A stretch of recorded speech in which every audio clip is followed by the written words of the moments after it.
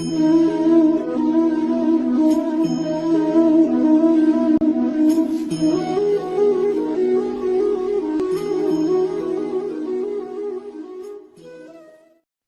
श्री कृष्णा। मेरे चैनल पर आप सभी का स्वागत है।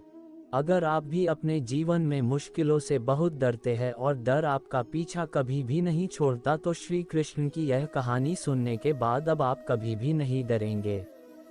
महाभारत काल की बात है। एक बार श्री कृष्ण और बलराम जी किसी जंगल से गुजर रहे थे। चलते चलते काफी समय बीत गया और अब सूरज भी लगभग डूबने वाला था। अंधेरे में आगे बढ़ना संभव नहीं था, इसलिए श्री कृष्ण बोले, बलराम, हम ऐसा करते हैं कि अब सुबह होने तक यहीं ठहर जाते हैं। सुबह होते ही हम अपने मंजिल की ओर बढ़ चलेंगे। बलराम जी बोले, पर इस घने जंगल में हमें खतरा हो सकता है।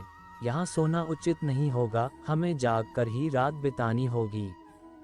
अच्छा, हम ऐसा करते हैं कि पहले मैं सोता हूँ और तब तक तुम पहरा देते रहो, और फिर जैसे ही तुम्हें नींद आए तुम मुझे जगा देना, तब मैं पहरा दूंगा और तुम सो जाना। श्री कृष्ण ने सुझाव दिया। बलराम जी तैयार हो गए। कुछ ही पलों में श्री कृष्ण गहरी नींद में चले गए और तभी बलराम जी को एक भयानक आकृति उनकी ओर आती दिखी। वो कोई राक्षस था। राक्षस उन्हें देखते ही जोर से चीखा और बलराम जी बुरी तरह डर गए। इस घटना का एक विचित्र असर हुआ। भय के कारण बलराम जी का आकार कुछ छोटा हो गया और राक्षस और विशाल हो गया। उसके बाद राक्षस एक बार और चीखा और पुनः बलराम जी डर कर कांप उठे। अब बलराम जी और भी सिकुड़ गए और राक्षस पहले से भी बड़ा हो गया।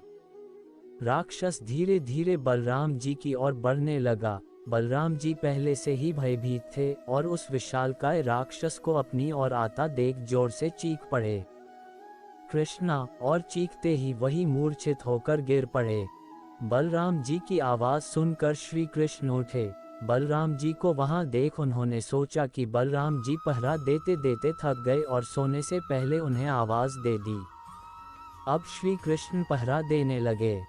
कुछ देर बाद वही राक्षस उनके सामने आया और जोर से चीखा। श्री कृष्ण जरा भी घबराए नहीं और बोले, बताओ तुम इस तरह चीख क्यों रहे हो, क्या चाहिए तुम्हें? ऐसे करने से इस बार श्री कृष्ण के साहस के कारण उनका आकार कुछ बढ़ गया और राक्षस का आकार कुछ घट गया। राक्षस को पहली बार कोई ऐसा मिला था जो उससे डर नहीं रहा था।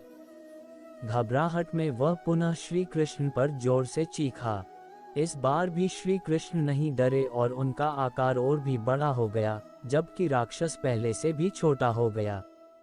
एक आखिरी प्रयास में राक्षस पूरी ताकत से चीखा, पर श्री कृष्ण मुस्कुरा उठे और फिर से बोले, बताओ तो क्या चाहिए तुम्हें? फिर क्या था, राक्षस सिकुड़कर बिल्कुल छोटा हो गया और श्री कृष्ण ने उसे हथेली में लेकर अपनी धोती में बांध लिया और फिर कमर में खोंस कर रख लिया।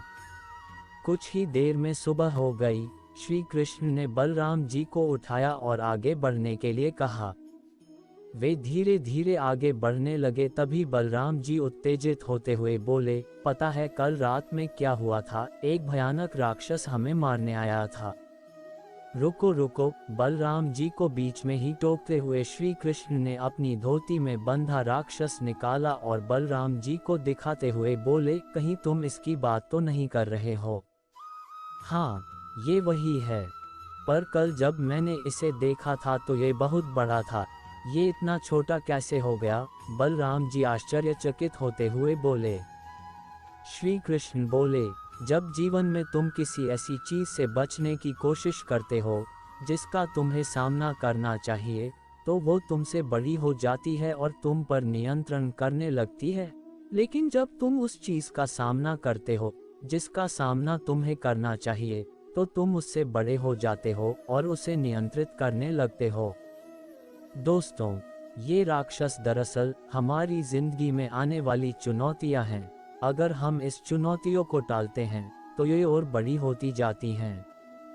आखिर में ये हमें कंट्रोल करने लग जाती हैं। इसलिए हमें इनका साहसपूर्वक सामना करना चाहिए ताकि हम उन पर काबू पा सके। इस प्रकार चुनौतियों का डट के सामना करने से वो छोटी सी हो जाएगी, जिससे हम आसानी से उन पर नियंत्रण कर सकते हैं और सफल हो सकते हैं। जय श्री कृष्णा। दोस्तों, कैसी लगी ये कहानी हमें कमेंट करके ज़रूर बताएं।